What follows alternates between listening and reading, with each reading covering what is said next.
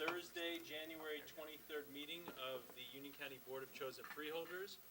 May I ask the clerk to read the roll call, please? Yes, Chairman. Freeholder Bergen. Here. Freeholder Carter. Here. Freeholder Estrada. Present. Freeholder Granados. Present. Freeholder Kowalski. Freeholder Mirabella. Present. Freeholder Wright. Here. Vice Chairman Jallo. Present. And Chairman Hudak. Here. Chairman, you have 8 freeholders present. Thank you. Clerk, please lead us in the prayer and the salute to the flag.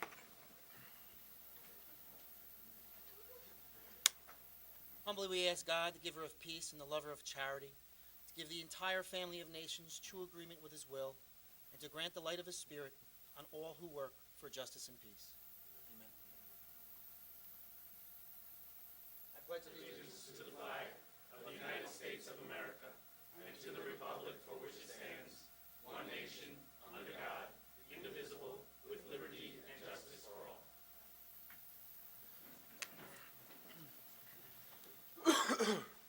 Clerk, please read the statement of compliance with the Open Public Meetings Act.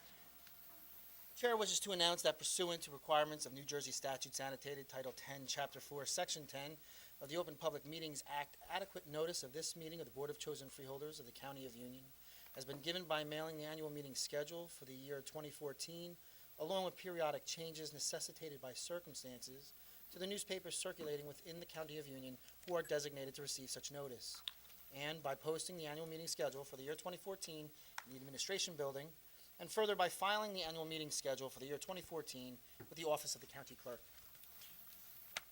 And at this time, I would like to do some presentations. I'd like to ask that freeholders Mirabella and Carter join me down at the podium. And I'd also like to ask, we have the president of Union County College, Maggie McManaman, come on up, and we have some presentations for some great young people.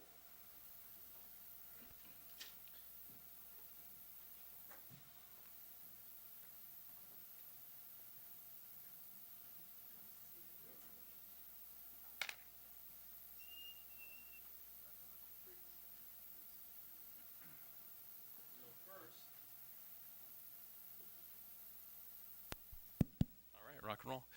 First, we have a presentation to the Union County's women's volleyball team who won the 2013 Garden State Athletic Conference Championship. And if I could ask Dr. McManaman to say a few words. Thank you. Thank you, Mr. Chairman. We're very proud of our student athletes, most of all because they're great students. And among us today are a group of students who are academic all-region, academic all-conference, and for the volleyball team, they actually won the Garden State Athletic Conference. We want you to know that they represent 13,000 students in the County of Union across the state and across the country and bring us honor, and we thank this Board of Chosen Freeholders for supporting their education and their growth as great citizens. Thank you, Mr. Chairman. Thank you, Madam President. I'd like to add on to that, but I really can't because you sell it so well. So first we're going to ask the volleyball team come up and join us, and then we have a second presentation. And so first I want to ask the coach to come up, Ron Zazik? Was it? Zotek. Totally messed that one up. Sorry about that, Ron.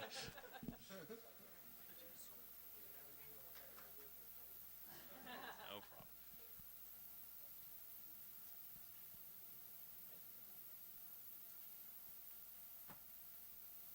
And we have the assistant coach, Ernst. Oh, practice? He's practicing. Kiana Burrell.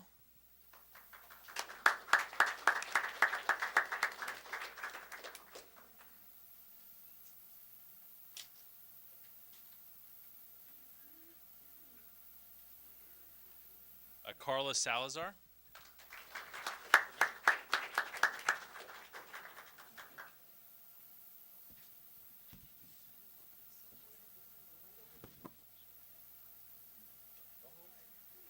And we have Angeli Victoria. Samantha Selesky.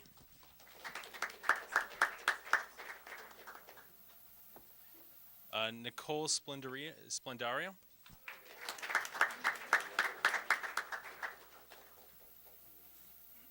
Brianna Macaba.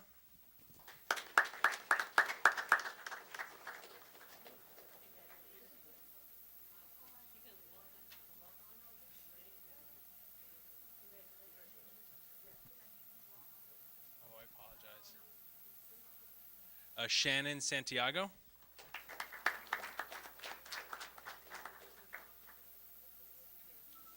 Courtney Ortiz.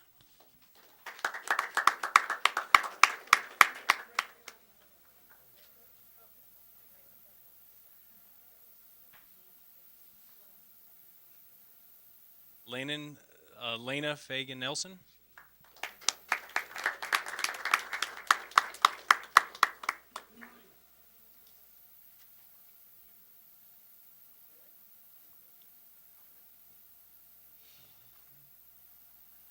Lanza Castro. Lenice Castro. Oh, my class. That's important. Very much so. All right. And Bianca Murray.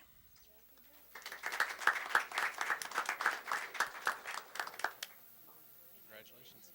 So we'll do a quick picture of that one now.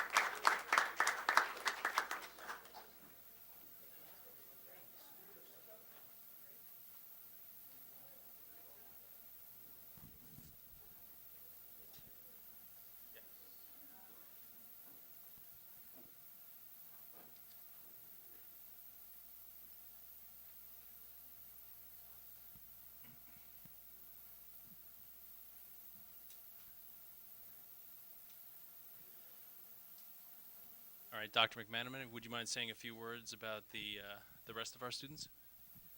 In addition to a great volleyball team, we also have great track and field team, lacrosse, baseball, soccer, our national champion soccer group. And we bring to you this evening not conference champions, but academic and athletic all-region and all-conference players.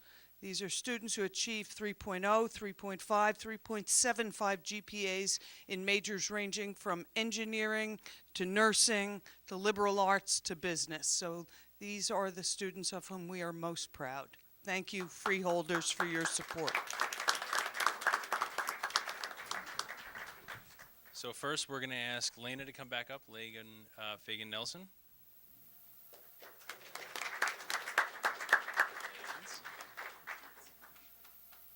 And we have Kiana Burrell again.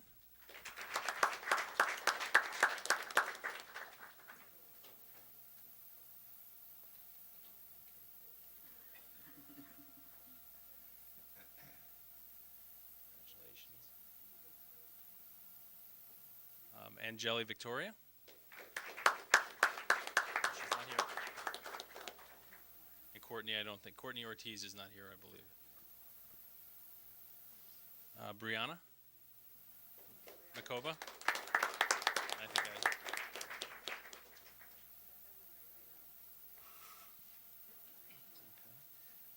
and Carla Salazar.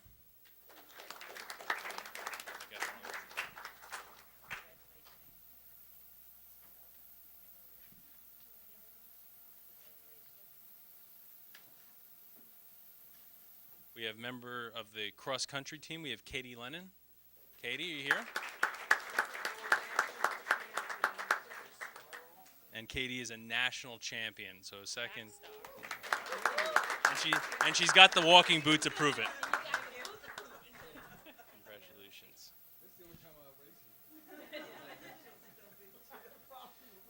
Okay, from our national champion soccer team, we have Carl Lower.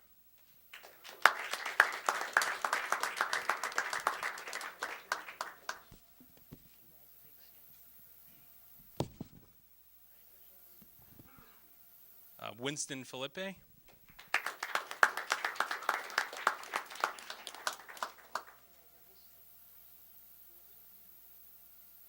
Walter Franco.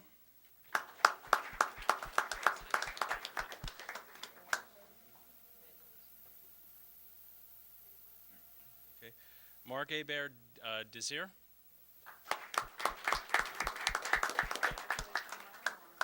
Did we get the name right? Okay. Diego Lopez.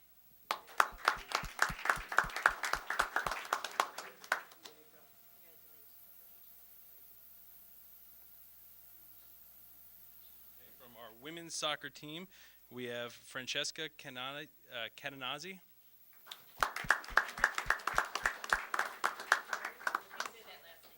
Catananzi. There you go. Tamoya Brown. All right. There you go.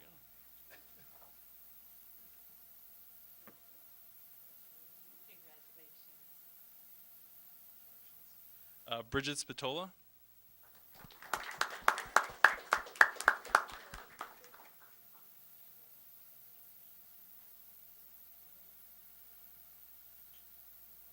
And from our baseball team, we have Angel Concepcione.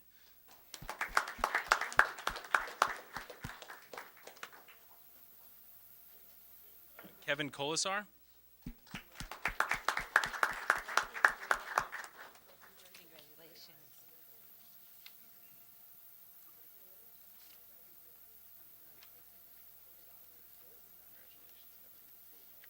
Ismail Abdul Wahid.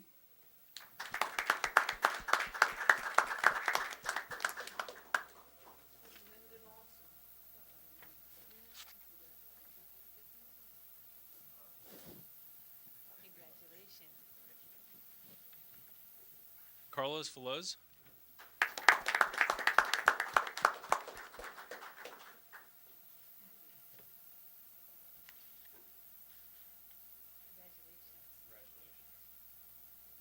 And James O'Rourke.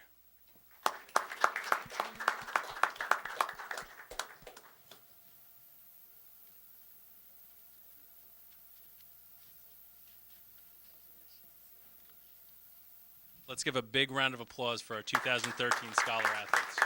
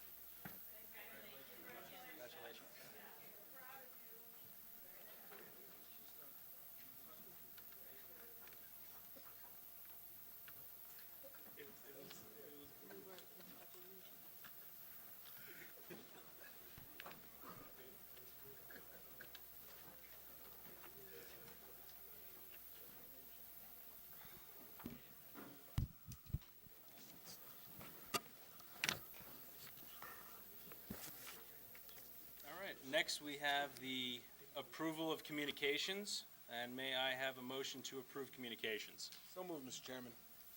And that was moved by Freeholder Mirabella, seconded by Freeholder Wright. Jim, please read the roll. Freeholder Bergen. Yes. Freeholder Carter. Yes. Freeholder Estrada. Yes.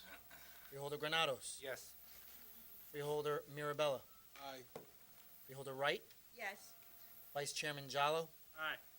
And Chairman Hudak. Aye. Chairman, you have 8 votes in the affirmative. Next, we'll have the approval of minutes. We have executive session minutes from November the 14th, 2013, December 5th, 2013, and December 19th, 2013. May I have a motion to approve? May I have a second? Motion was made by the Vice Chairman, seconded by Freeholder Estrada. Clerk, may I have the roll call, please? Freeholder Bergen. Yes. Freeholder Carter. Abstain December the 5th, yes to the rest. Freeholder Estrada. Yes. Freeholder Granados. Yes. Freeholder Mirabella. Aye. Freeholder Wright. Yes. Vice Chairman Jallo. Aye. And Chairman Hudak. Aye.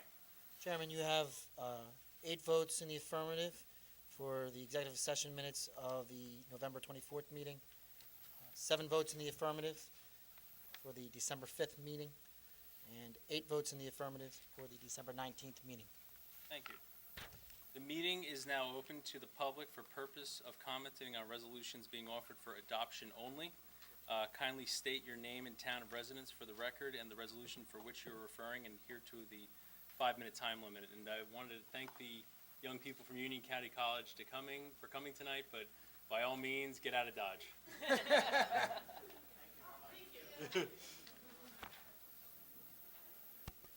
Chairman, Good luck this semester, everyone. if I can just clarify, the vote on the executive session minutes was for November 14th, not November 24th, as I indicated. Okay, great. Thank you, Jim. Okay, Councilman? Chairman, Rob Rubino, City of Summit, President Common Council. Happy New Year. Question regarding Resolution 64, $204,000 for risk management.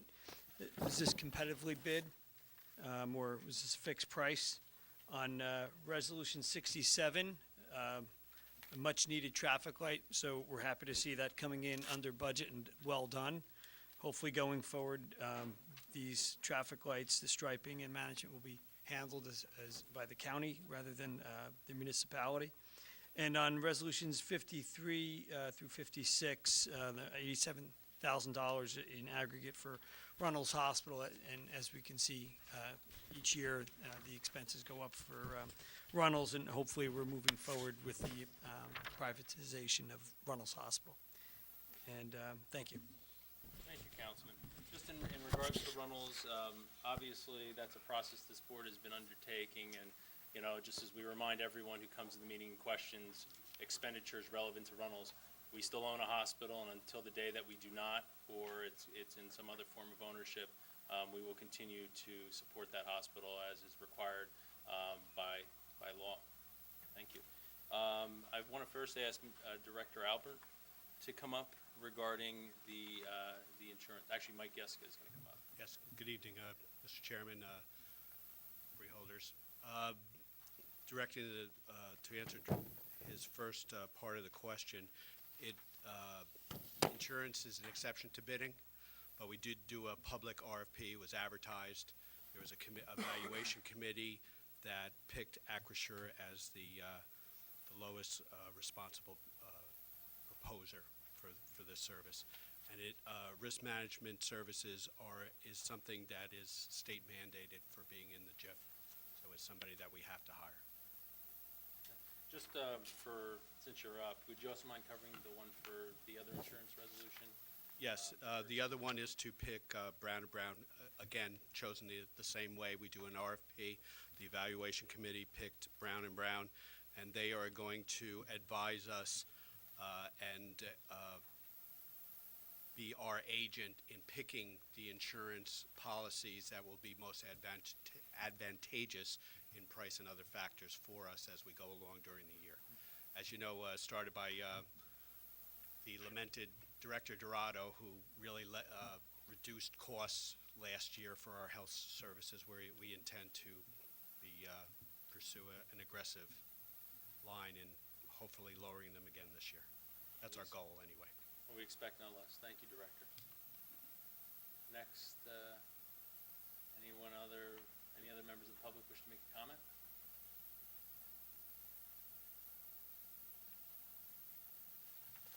Good evening, Chairman Hudak, ladies and gentlemen, the Freeholder Board, Bruce Patterson Garwood. I got to take exception to you telling the young adults to get out of Dodge. That's not that's not proper. It's a good civil experience to attend these meetings. I attend basically almost all of them. So do some others, and it is a learning experience to chase them away like that, improper. Just moving along. Page 5, item 63. That's the contract to Brown & Brown for $10,000, which you said was they were going to consult or advise on picking the policies. Is that the same Brown & Brown who, as an agent, is paid around $800,000 for handling the health benefits for the county? It sounds like the same name, and if so, you couldn't get them to eat the $10,000. Another question, 65 and 66 on that same page. I guess you're applying for aid to the NJDOT for $1 million for a bridge, and also a second one, $1 million for a bridge. And I'm just wondering, is this a guaranteed aid that we're going to get? If not, then what are you going to do? Page 5, number 68, 69, and 70, pre-qualified lists of firms such as architectural service, construction management, general engineering services. Every year, it's basically the same names involved there, and every year I see these same names donating to the Freeholder campaigns, and I'm just wondering, is the donations to the Freeholder campaigns, is that part of being pre-qualified where they then will get contracts throughout the year? Because it sure seems to go hand in hand. I'd like somebody to just explain yes or no on that one. Page 6, number 74, Elizabeth Development Company. They're getting, I guess, $250,000. Is that a private organization, or is that part of Elizabeth itself? And if it's a private organization, who are the principals of that? If somebody could explain that to me. Page 7, number 79 at the top. It looks like another $10,000 going to Palumbo and Renaud in a legal matter entitled Richmond Lapola versus Union County for a total of $30,000 now. The Star-Ledger had an article about this, and they were talking about Rich Lapola is sitting in basically a large closet over there at the UC Votech, and he's doing minimal work. I mean, this was a couple of years ago, and obviously it's dragging on and on. What is the problem? I mean, without having to go into depth, because I know it's under litigation, but I mean, why is he still there? Why is he working? And what exactly is he doing over there? Because the Star-Ledger article, and I didn't bring it with me, was saying he was doing minimal to no work. He was just biding his time. Another one up at the stables, too, but that's another story in itself. Number 7 at the bottom, number 86. The county manager to sign any and all documents, enter in a collective bargaining agreement with the PBA 108A sheriff, superior officers, effective for 2 years. Could somebody come up, I know Matthew Dorado's not here anymore, but somebody else could come up and explain exactly what the health benefits are. I know there's some savings on pay for copay, but I mean, what exactly health benefits are they getting? Could somebody explain that to me? One last one. Back on page 5. Yeah, back to that $1 million for a bridge and $1 million for another bridge. And it was good that Vice Chair Jala actually asked if the county was matching the monies, and the answer was no. So I guess it still goes back to what happens if we don't get the aid or the grants. So I guess that's just redundant on the questions. So thank you very much. I'd ask Director Graziano to come up or I don't know, Director Reyes. For the bridge resolution 66 and 65. To answer your question, if the grants are not guaranteed, and if we don't receive the grants, we will continue to look for other grants. And Joe, do you want to add something to that, Director No, Graziano? that's absolutely correct. Well, thank you, Director. I'm sorry, I wasn't sure. I had both names down. And I'd ask Director Yesko to come on up, and he can talk about the collective bargaining agreements. Yes, Mr. Chairman. The first question answered is Brown & Brown is indeed have another contract with us for health, prescription, and benefits. As to the PBA thing, I'm going to call up a representative from Brown & Brown to explain.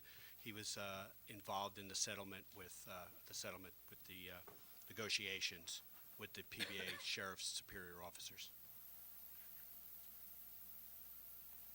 Thank you, Director, members of the board. The PBA did negotiate a decrease in their out-of-network reimbursement for their medical plans. That's all 3 plans that are currently being offered. We also were able to increase the copays on the pharmacy plan, and that was basically where the savings was realized from those benefits. Thank you very much. Thank you very much. Any other comments from the public?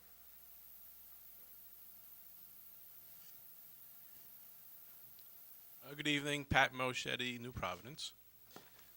Looking at Resolution 52, it's $3.9 million to deliver services to Union County residents 60 years of age or older for their caregivers.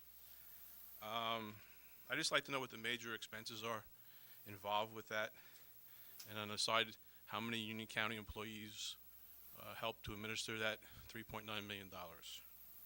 And if I could get a copy of the 3-year 2013-2015 area plan, is that available to the citizens? If it is, I'd like to know how we get it. Resolution 71, Workforce Investment Act for Youth Program, $457,000. Just raising that as a number, because 72 is for class size training contracts, and that's for $433,000, which is about $48,000 a month, which means my questions are how many classes is that and how many students are participating for $48,000 a month. For Resolution 73, we have $400,000 in a federal workforce investment grant for individual training. That's about $67,000 a month. How many training sessions and how many student participants for that dollar amount? And the last workforce-related one is 74, on-the-job training services for $250,000. Again, how many participants for that? That total, those 4 things alone, add up to $1.54 million. So the question is, whoever's looking at it in total, what is the anticipated payback for that money that we're spending? Then, resolution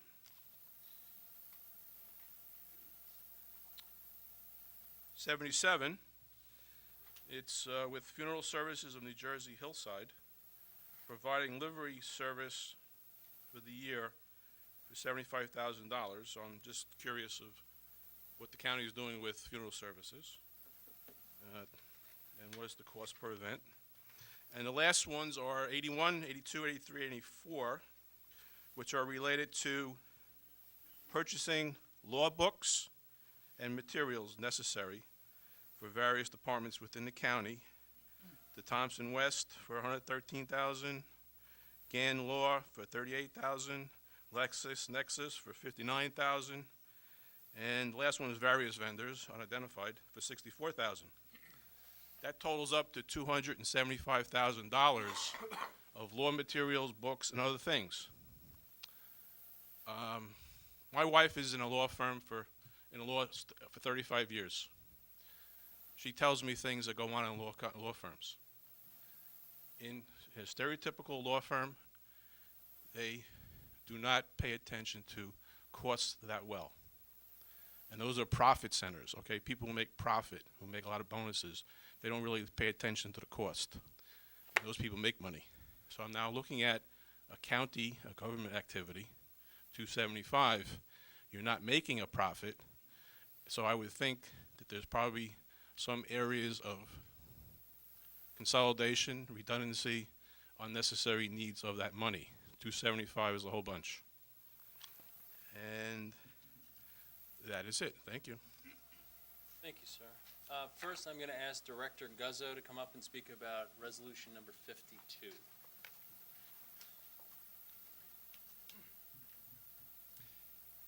Thank you, Mr. Chairman, members of the board. In response to the gentleman's question, let me begin by saying that the $3 million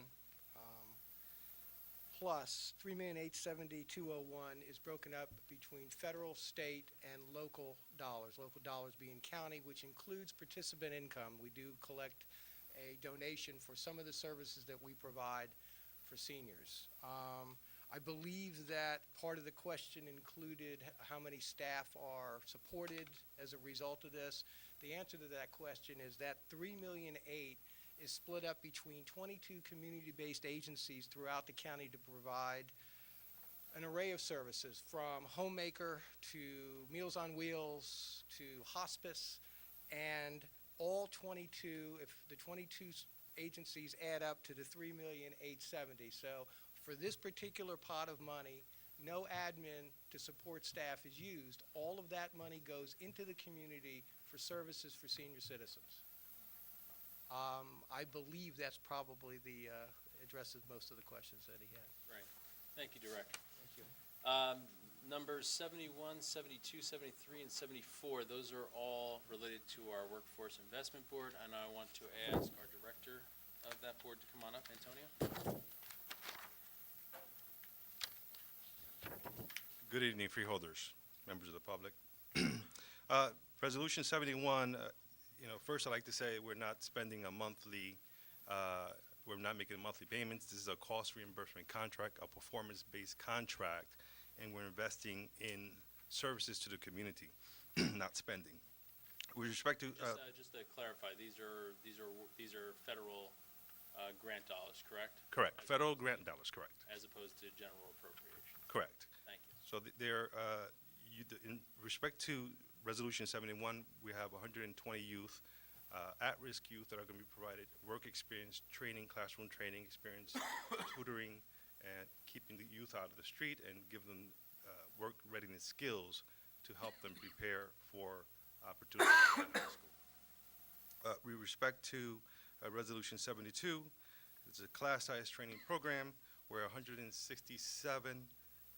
adults, excuse me, and dislocated workers will be given the opportunity to train in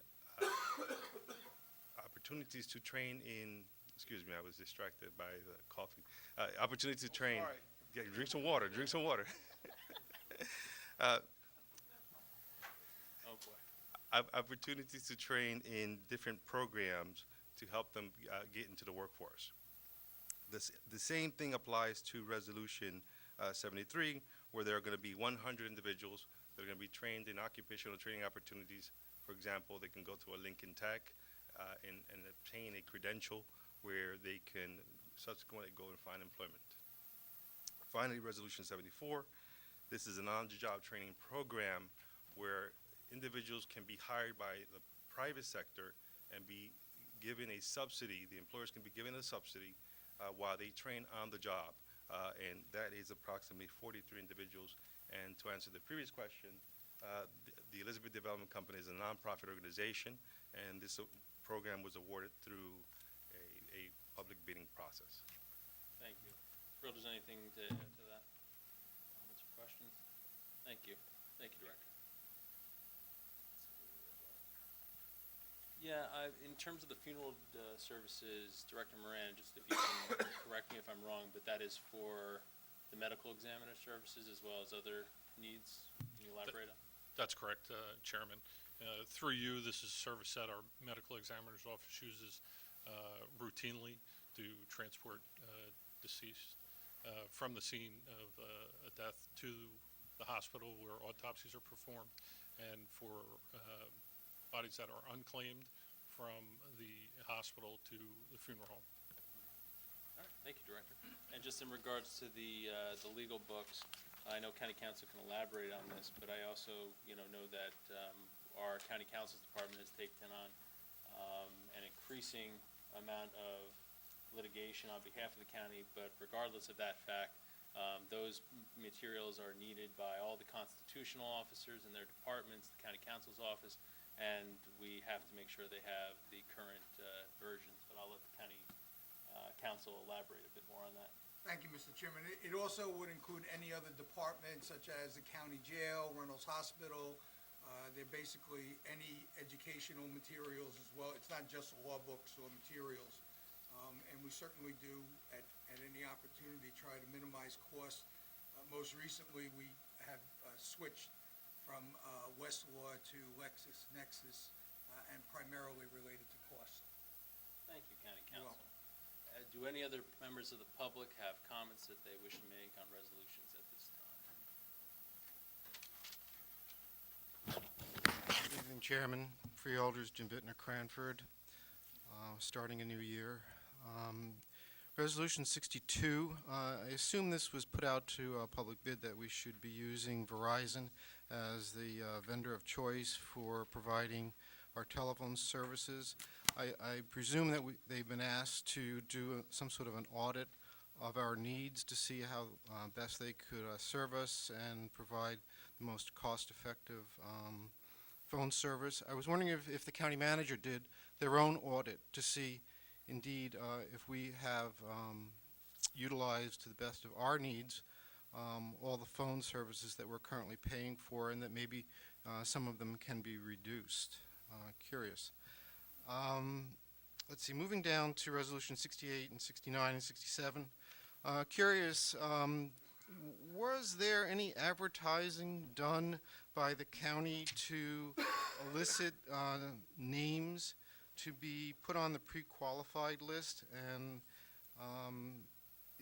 was there a list to choose from, or is it just everybody who got on, who submitted their name, got on? And what were the qualifications for each of those lists? I'd be curious. Moving along to Resolution 71, 72, 73, 74, Pat Machete added it up, came to well over $1 million. We do this every year, something very similar, where we pay to employ students or youths, or to actually put them in classrooms to learn skills, which is a laudable exercise. And every year I stand here and ask, do we have any records that show that we actually got a job for any one of these people that participated in these programs? So I'd like to see if, if we do keep those records, and if maybe we can have a presentation at the end of these programs to see how many out of these approximately, 300, 400 students actually obtained employment, all right, and able to earn a living based on, after spending all that money. So those are my questions. Thank you very much. Good evening.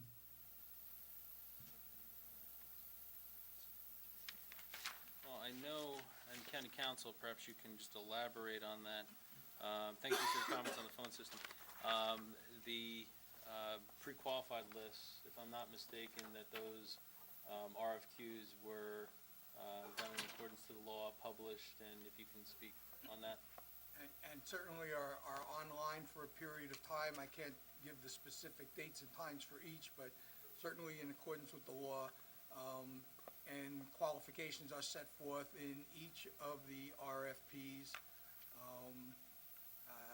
in terms of exactly the qualifications for each. By way of example, the general engineering services, there are a multitude of disciplines contained within that, and it's set forth in the RFPs. Great. Well, Thank you, and that's all on file in, Director Yeska's office, is that correct?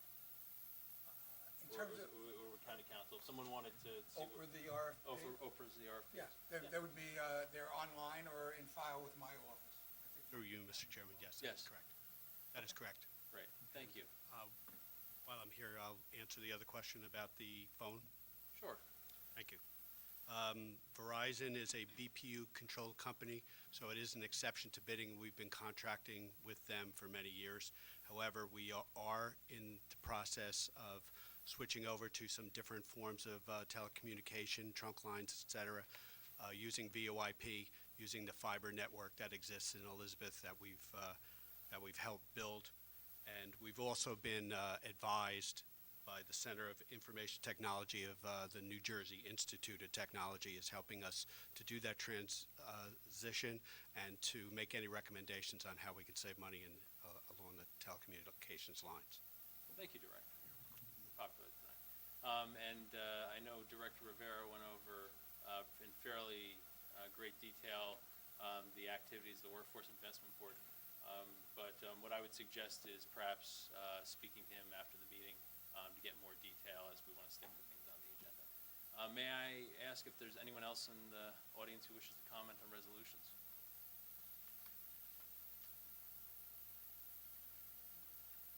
Okay, John Berry, Kenilworth. It's only on this 64, the 205,000 for risk management services. Now that was somebody said it was state mandated. What is that mandate? I mean, what law, what regulation, who would mandates that risk management services would need to be had? And following up on that, what are risk management services? I mean, specifically, you give somebody 205,000. What do they do for you? And the last thing is, has this always been? I don't remember seeing this company or this item last year. Has this always been the case? And if so, what was the cost last year or the last few years? I mean, is 205 in the ballpark? That's about it. Thank you. Director Yiska, come on down. Through you, Mr. Chairman. As I understand it, as I was informed, because we are in the GIF, that the state mandates that we have a risk management. Can you just elaborate on the GIF for those who might not be aware of it, of what it is? I believe it's a cooperative, correct, of that we go into into a pool of investors, and that way we save money. Okay. What was the other? Oh, and what it does. So what it does is they examine all the procedures of the counties, from driving trucks to staircases to elevators, and they decide if indeed we would need any additional insurance for any risks that appears during county operations. And so we are required, by virtue of our membership with the Joint Insurance Fund, so that we can benefit in the reduction of costs from being a member of that Joint Insurance Fund, to have a risk manager. Right, so the GIF wants us to make sure that we are addressing any case where we might need insurance. Thank you, Director. You're welcome. Any other members of the public wish to comment? And with that, I will close that portion of the meeting and ask for a motion to approve the resolutions. So moved. Moved by Freeholder Carter and seconded by Vice Chairman Jallo. Mr. Clerk, may I please have a roll call? Certainly. Freeholder Bergen. Abstain as to resolutions 2014-51 and 52, yes as to all remaining. Freeholder Carter.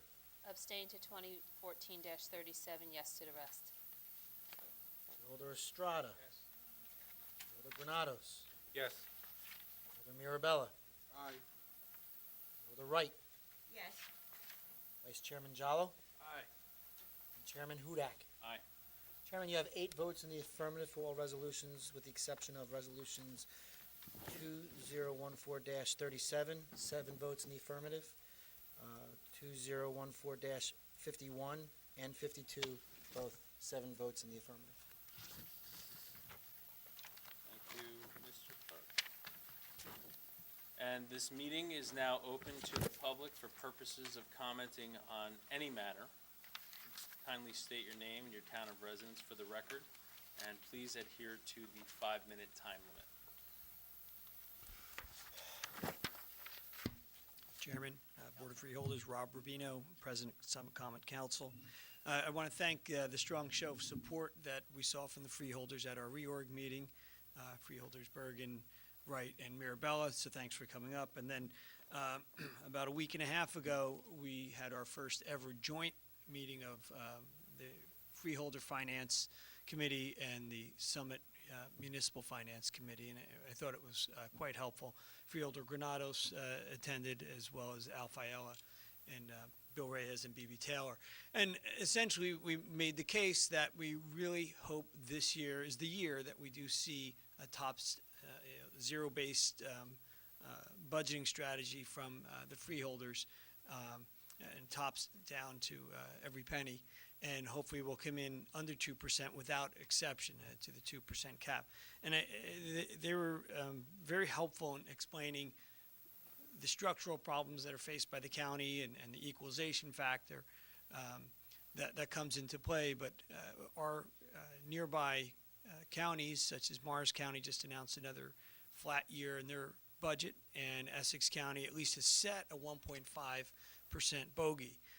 So I hope with collaboration with ongoing with all the municipalities, because I think staying under 2% cap benefits every taxpayer in the county. So this year coming up is an anxious year for all of us financially, but I think we're at risk for losing our biggest taxpayer in the form of Merck.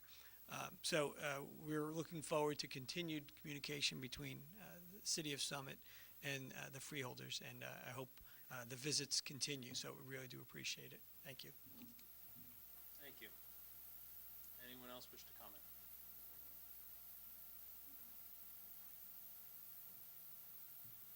Pat Moschetti, New Providence. I forget the name of it, but I recently went to that business function at the Galloping Hills gathering, and I'm not sure why I was invited, because A, I'm not a politician, B, I'm not a business owner, and C, I'm not part of the committees. But I did go. I was just curious to see what goes on.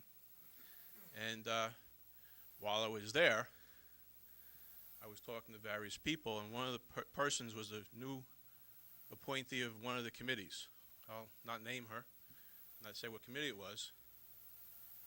And in 5 minutes, she expressed her frustration, anxiety, and pessimism, because she appeared to be a very gung-ho business person with very good experiences in life and credentials, and she wanted to get into this group and start going 100 miles an hour. Basically, after the first meeting, she said the rest of them told her to slow down. Time is money. People without jobs need their jobs. Here's a woman who is trying to help, and they're telling her in one of these committees, slow down, lady, you're going too fast. Just an observation I just want to share with you. Okay? I'm still not sure why I was invited to this session, but I went. Food was delicious. Galloping Hill place is wonderful. And I can see why you're going to have to be paying property tax for it. The second thing, I would like to offer up, not community service, but county service to Union County. As a volunteer, free of charge, say up to 4 or 5 hours a week, my services to help the county manager look into projects, look into policies, procedures, look into expenses, because I gather from a lot of these meetings I come to, everyone is doing their job as hard as they can, but when you deal with the in and now, you tend not to look at the future. And the future comes around eventually, and then you say we're basically in the same position. My background, has been various. I've been a math teacher in public schools. I've been a product manager responsible for a profit for products.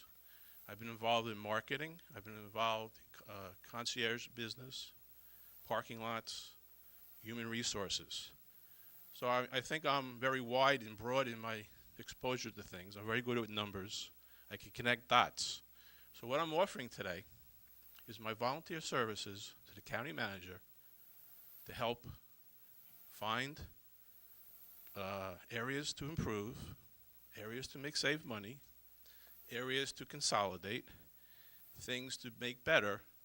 And so where maybe the bottom line is, and there's a very rule of thumb, any organization over time can probably save 5% of its expenses without any deterrent to its operations. The bigger you get, the more cumbersome you become, the more things get lost in the sauce. So 5% of $500 million is a big number. I would like to volunteer without pay, without benefits, to help in that regard. My services, I can give my email, I can give my phone number, I can give my home address. I wish someone would help say yes to that. Thank you. Thank you for your comments. Anyone else wish to speak?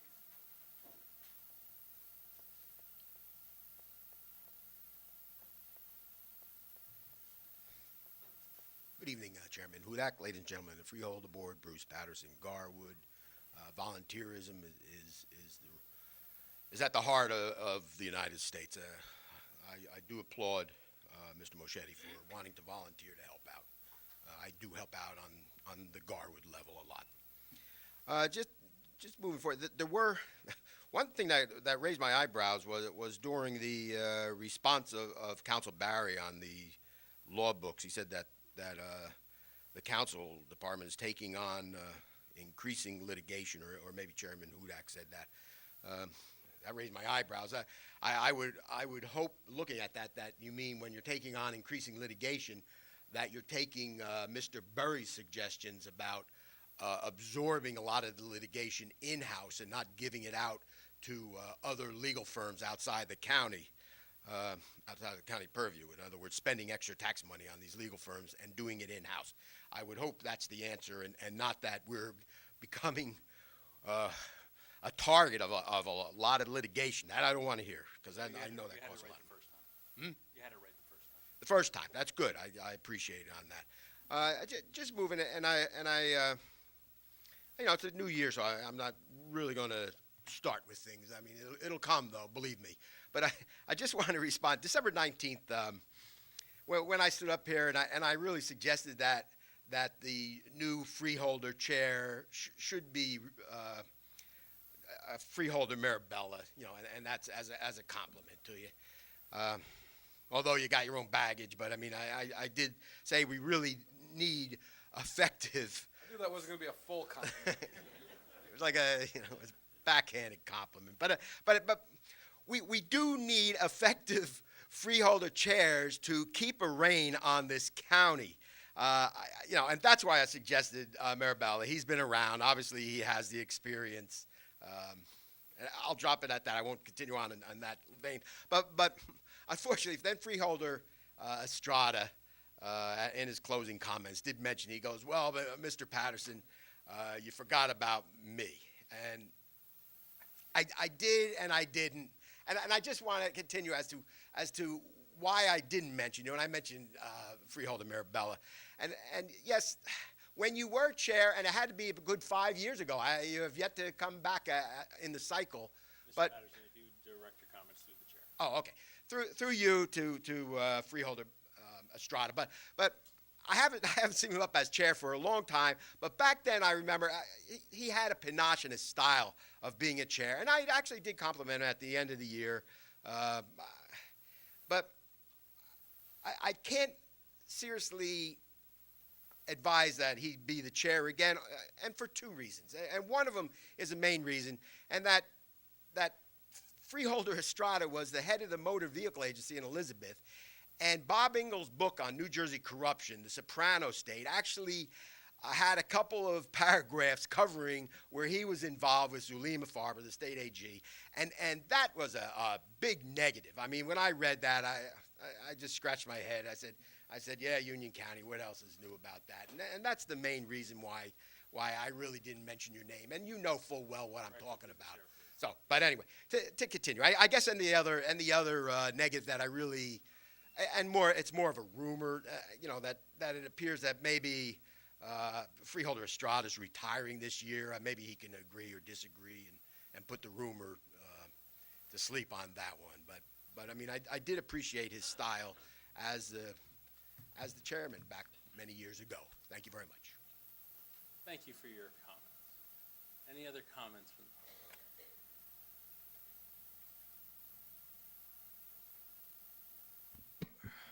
Good evening, Chairman, Freeholders, Jim Bittner, Cranford. I was just wondering, is there any truth to the story that I'm hearing going around that the roads in Elizabeth were plowed straight to the pavement, but the roads in Cranford and Summit still have yet to be plowed? Curious. Was there any retribution there? No. Just kidding you. Just joshing No, you. Mr. Bittner, Just joshing you. we don't block roads with traffic. Just joshing you. Just wanted to start off with a joke, but. Yeah. The other thing I'd like to speak about, I hope this board isn't going to start a new precedent where the citizens come here, spend their time to get here and participate, and they ask what I consider very valid questions. But a lot of times we don't get the answers that we don't get answers, or we get a statement that we can Oprah those answers. I feel that kind of defeats the whole purpose of having this podium here and having these citizens here to come and ask our elected officials for the answers that we're looking for. And saying that we can go Oprah them doesn't seem to do justice to the whole procedure. So if we could maybe give the answers, that would be kind of a nice thing. Moving on, because I know my time is short here. There was an article in the Star Ledger just recently titled "Property Taxes Top the Democratic Agenda." In the article, it was reported that Assembly Speaker Vincent Preto, don't know, told a crowd that the Assembly would deliver relief to New Jersey's taxed, bedeviled homeowners. Quote, "It is time to stop the property tax burden that is crushing the middle class and poor of this state," he said. It was also reported that Preto and Assembly Majority Leader Lou Greenwald, that's an easier name for me, said they wanted to not just slow the growth of taxes, but to reduce them. It has been in other states, it has been done in other states, Greenwald said. Let us do the unthinkable and prove the cynics wrong. He further stated that he would set up a bipartisan task force to hear from other states to learn how they lowered property taxes.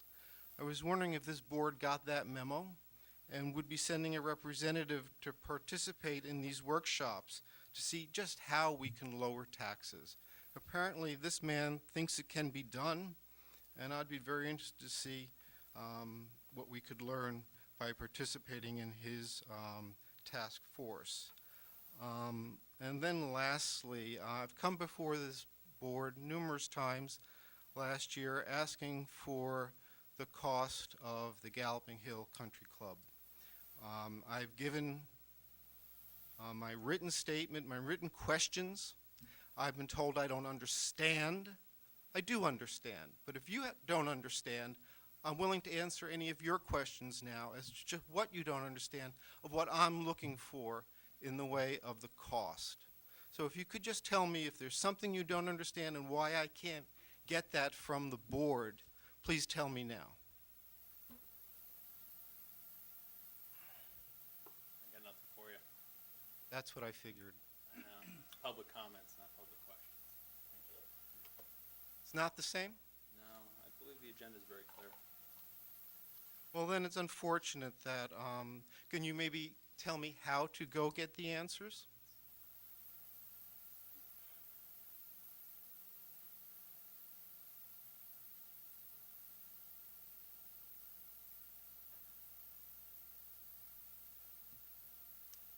don't know, it's very interesting. Through you, Chairman, Mr. Granados, you approached me right after your election, and you said you believed in transparency in government. Mr. Bittner. for your You're seeing it in action.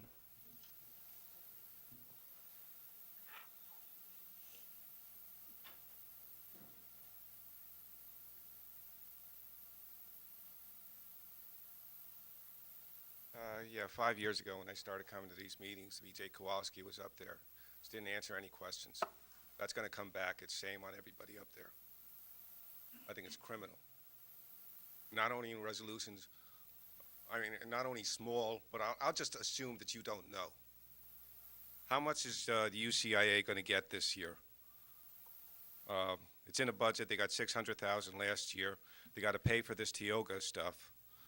And in the resolution that the UCIA passed January 8th, they made it pretty clear that they were deciding how to run this. And they were just going to send you a bill. Same thing with golf, same thing with runnels. So how much is the UCIA going to get? The other question is, how much did golf make this year? Are you officially saying it was profitable or not? And if you choose not to answer, it's shame on you.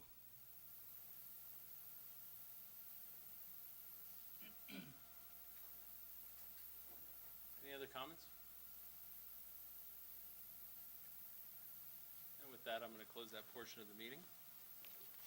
And we will go into freeholder reports, and I will start with Freeholder Carter.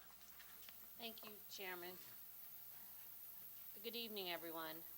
We have an outreach to seniors and persons with disabilities. Coming up in February, we have 2 events of special interest to senior citizens and persons with disabilities.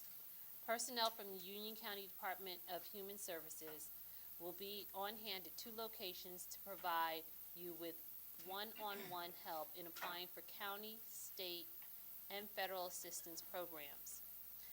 These events are designed to help you connect with all of the programs for which you are eligible. We will be in Elizabeth at the O'Donnell Dempsey Senior Center on February the 11th, and in Plainfield at the Plainfield Senior Center on February 26th. For complete details, you can call or visit our website, which is www.ucnj.org, and calling our Division of Aging at toll-free at 888-280-8226.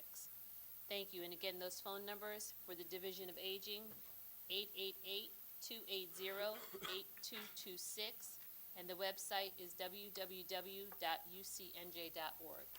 Thank you. Thank you, Freeholder. Freeholder Estrada. Thank you, Mr. Chair. Just one announcement, a special offer for the Union County Clerk's Office. For a limited time between January 21st and February 1st, there will be free passport photographs with applications or renewal services. As you know, we have a Westfield office that's manned Monday, Wednesdays, and Friday from 8 to 4, Tuesdays, Thursdays from 8 to 7:30 p.m., and Saturday from 9 to 1. Again, remember, there's no appointments necessary. Elizabeth office's hours are Monday through Friday, 7:30 to 4:30. If you need any additional information, you can call in Westfield, area code 908-654-9859, or in Elizabeth, area code 908-527-4966. That's the Elizabeth office. It's a great opportunity for free photos when you're doing your passport application. Thank you, Mr. Chair. Thank you, Freeholder Estrada. Freeholder Mirabella. Yeah, thank you, Mr. Chairman. I appreciate Councilman Rubino being here, and good luck to you in your council presidency and summit this year, taking over for the former council president, Madden. Yeah, it was great to be up in Summit to participate in that meeting with the other freeholders that were there, Freeholders Bergen and Wright. I also attended a few other swearing in throughout the county in Fanwood and Westfield, and I always like to get into the municipalities and see how their reorganizations are going. I want to thank Director Graziano and the folks and the men and women of the DPW for the work that they did this week on the storm. Seems like, I'm already tired of the weather, have been for quite some time, and I think we have a little bit more weather to come. But I know our DPW is out there doing their best on the roads, and out there, when all of us are trying to, just stay warm, they're out there driving the streets and plowing the county roads. And, I always have a little informal test between, my personal about how the town roads look versus the county roads, and the county roads always seem to look really good, Director. So keep that up, and obviously they are main thoroughfares through Union County, and you and the folks that work for you are dedicated and get the job done. So I appreciate that. Please extend my and our collective best wishes for a good job well done, and hopefully we won't need that again, but I fear we obviously will. I want to mention also, Freeholder Shada mentioned about the passports. Take advantage of those free photos that are going on there. Also, I'd like to remind you that the water company serving most of Union County will be temporarily changing its water treatment process from now until March. That may result in a slight change in the taste or smell of tap water in Clark, Cranford, Elizabeth, Fanwood, Garwood, Hillside, Kenilworth, Linden, Mountainside, Plainfield, Roselle Park, Scotch Plains, Union, Westfield. I'm not sure if that's all or most of the towns in Union County, but in those particular towns, please pay attention to that. If you have any concerns, direct your questions to the New Jersey American Water Company at 800-272-1325. And also, Mr. Chairman, I didn't want it to go unnoticed that, this is the first meeting that the Deputy County Manager has sat in on for our county manager who's away from the county. And Bill, I want to tell you what a terrific job you did sitting here. We didn't have too much action from that corner, but you were there if we needed you, and I appreciate that. So thank you, Mr. Chairman. That concludes my comments. Thank you, Freeholder. Freeholder Bergen. Thank you, Mr. Chairman. I want to let the public know about a nonprofit we have here in Union County called the Union County Economic Development Corporation. Last year, they gave out 71 small business loans to businesses all across Union County totaling $2 million. And for doing that, they were awarded by the Federal Small Business Administration an award finding them as a leading micro lender in New Jersey. One of the main programs that they gave that money through was a storm recovery loan program, which gave out $50,000 in working capital to Union County businesses to help them recover quickly from storm damage so they could get back to the business of doing their business. This was very helpful to the businesses in Union County. We appreciate the work that the UCEDC has been doing for, it's almost 40 years now, in working with the county to help encourage business. And we congratulate the president there, Maureen Tynan, and her staff for all the work that they did and for the award that they won. Mr. Chairman, I also would like, if you will indulge me, it's been a while since we actually had an opportunity to make some comments, and I've been watching the newspapers, and there were sort of a number of items that seemed somewhat random, but to me sort of gelled together into a concept, and I just want to go over a couple of them. Congress declined to increase the minimum wage nationally. Congress declined to extend unemployment benefits to the long-term unemployed. And I find both of those to be troubling because I believe that both increasing the minimum wage and extending unemployment to those who are unemployed would take that money and pump it right back into our economy, that it would have a positive effect immediately.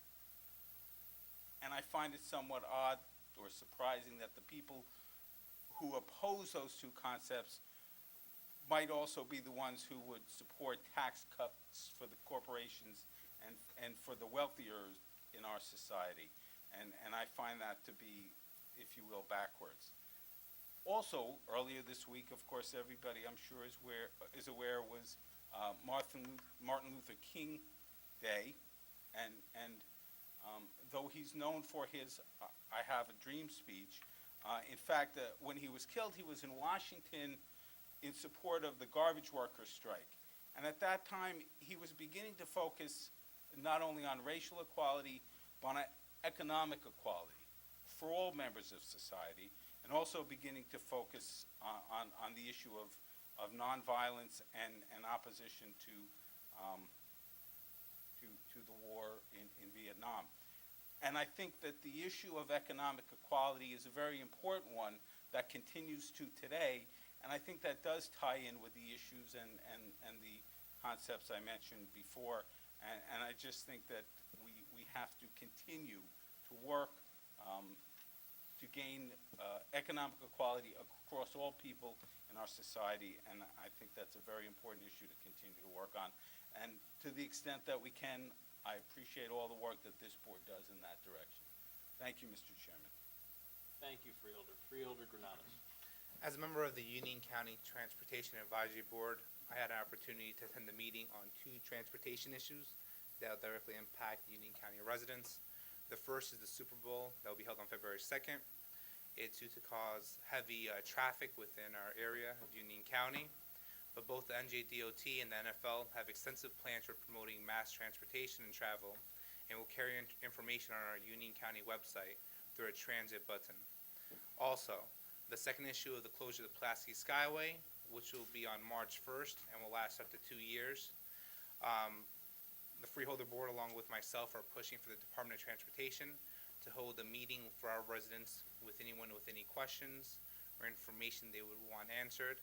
We're working on that, and as soon as we have the information for that, we'll make sure we provide it to the residents. And also in the meantime, you can visit PulaskiSkyway.com for further information.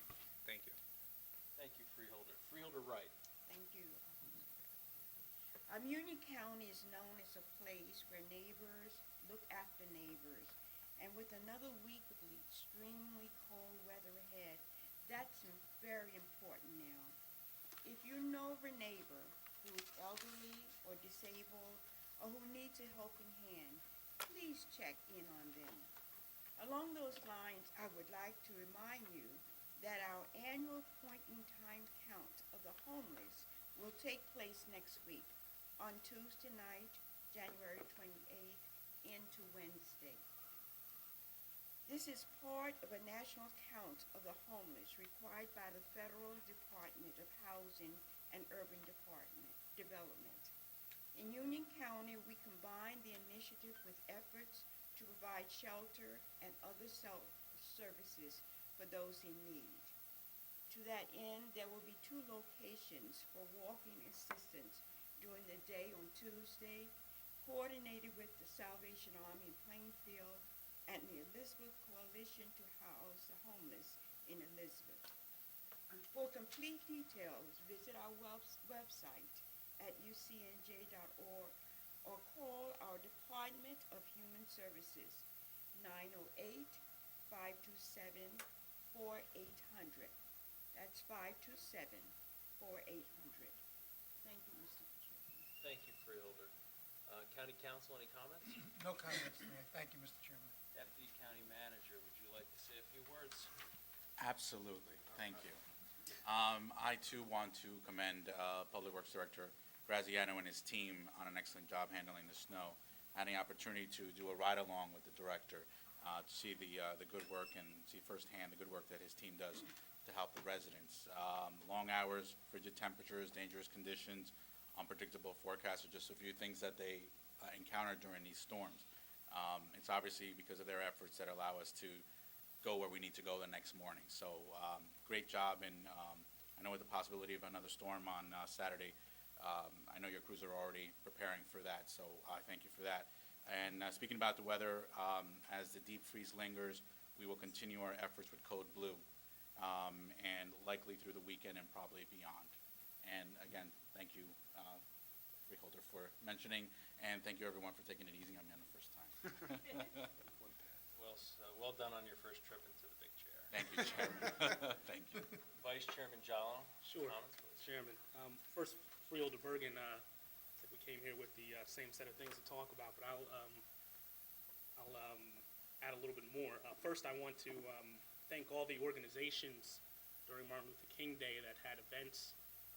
A lot of the freeholders attended many of the events throughout the county. They were very well done. We appreciate these types of events and to pay tribute to a man, a legacy, a conscientious individual, and who made the ultimate sacrifice on behalf of all the people, those who find themselves the most vulnerable in society, those who find themselves disenfranchised by society. Speaking on behalf of them and actually being able to affect and make change. And I think that's amazing, and I'm glad that we were able to be a part of so many events across the county. And it was actually also special to see so many young people involved in what was going on. Martin Luther King, the mantra now is it's a day on, not a day off. And it was so glad to see so many young people not playing video games at home or watching TV or all the other things you could be doing at home, but instead participating in these events and learning about the history of this country through Martin Luther King. Also like to add to Freeholders Bergen's comments on the unemployment benefits. 90,000 New Jerseyans were affected by the failure of the federal, the Congress really, allowing these benefits to lapse at the end of 2013. This cuts off critical lifelines to those who've lost jobs and are still searching for work. 40% of these are families with children. And while it is the state that operates and distributes the Emergency Unemployment Benefit Program, the county works closely with their operation and additionally provides job training and referral services to our residents in need. My colleagues on the Freeholder Board and I understand that the extension of these benefits is an act of necessity and not charity. As such, we will join Senator Cory Booker in urging the federal government to support a benefit extension. Along with several other freeholders, I will be meeting with Senator Booker tomorrow to participate in his listening tour as he visits Plainfield One Stop Center and speaks with members of our own community who have been adversely affected by this decision. I look forward to following this closely and report to you all on the hopeful, positive resolution that is reached in the near future. Thank you, Chairman. Thank you, Vice Chairman. Just a couple of announcements and then a few comments. First, it was a nice snowstorm on Tuesday, and a bit of tough work for our Department of Public Works, and they did an excellent job, as did many of the municipalities throughout Union County. Plowing the roads, making sure they were safe to get out, get to work, go to school for the rest of the week. But one of the fun benefits of a great snowstorm like we got is you can go sledding. And we'd like to note that this will be a perfect weekend for sledding and some more white stuff on the way. And 5 different Union County parks have sledding hills open. We have Bryan Park in Summit, Echo Lake Park at the Summer Arts Hill near Springfield Avenue in Westfield. Areas of Lenape Park in Cranford that are not close to the waterways, Mizell Park Detention Basin area in Springfield, and Unami Park in Garwood. So those parks are all open from dawn to dusk. We urge you to bundle up. It's going to be cold outside, and exercise all common sense when sledding. And if you need to know what that means, watch Christmas Vacation, see what Clark Griswold did. Don't do that. That's a bad idea.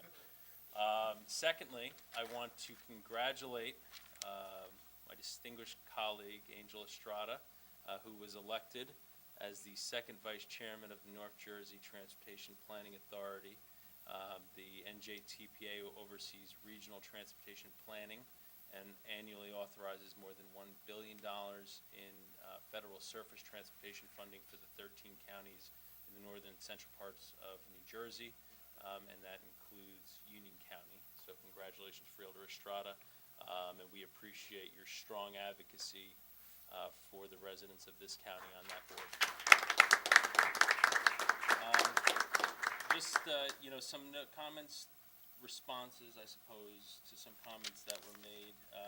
First in regards to taxes, thank you, Councilman, for coming tonight, and appreciate the opportunity.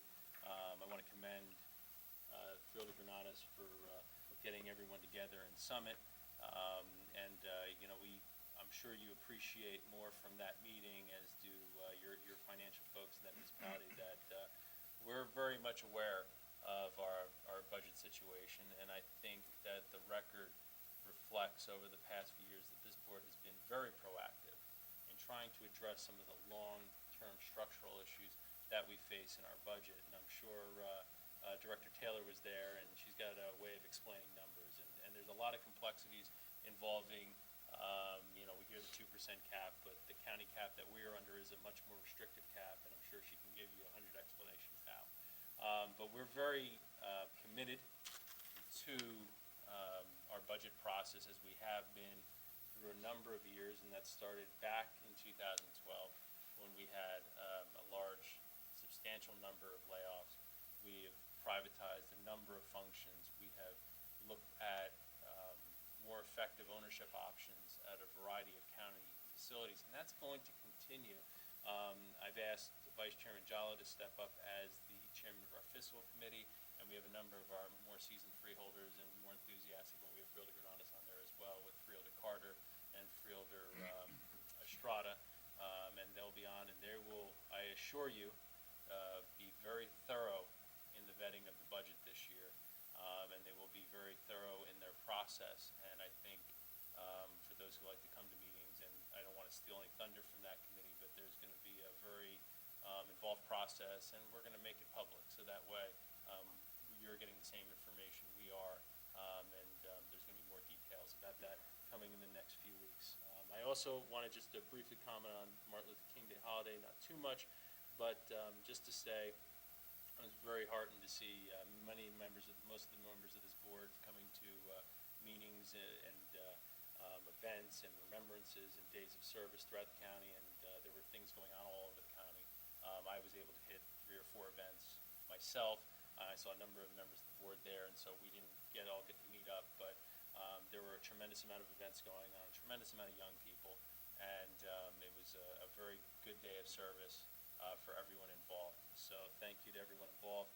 I also want to thank again Freeholder Granados. He brought up a number of issues involving the Pulaski Skyway renovation going on, and that is going to be a very serious issue for transportation in the eastern part of this county, and which will go for the folks coming from the west on 78. As someone who commuted to Hoboken by the Pulaski Skyway for 5 years, that road shuts down. The traffic goes back for miles. So I'm very glad that we have a member of our board looking into that and bringing back information to the residents. And I know he's going to be very thorough in trying to get that information out to the residents, as is this board. And then finally, just to sort of sum up, I know some comments were made towards the end of the meeting about how we're going to go about things this year. One, I believe that, the public has every right to come up and make any comments on resolutions, and where there's information that is important, that, would benefit the public who is here, the people asking the questions, members of this board, to better understand the resolutions, we're always going to entertain those questions. But one thing we're not going to do is get into a shouting a match over innuendos and things like that. So I have no problem entertaining any comments or questions, but I'm not going to engage in back and forth with folks from the podium. So we'll treat you with respect, and we hope that you will treat us with respect as well. But I know most of the people who do come to speak to this board are very respectful, and occasionally we have an outlier. So with that, I'm going to end the meeting, and I ask for a motion to adjourn. Seconded. Moved by Freeholder Mirabella, seconded by the Vice Chairman. All in favor?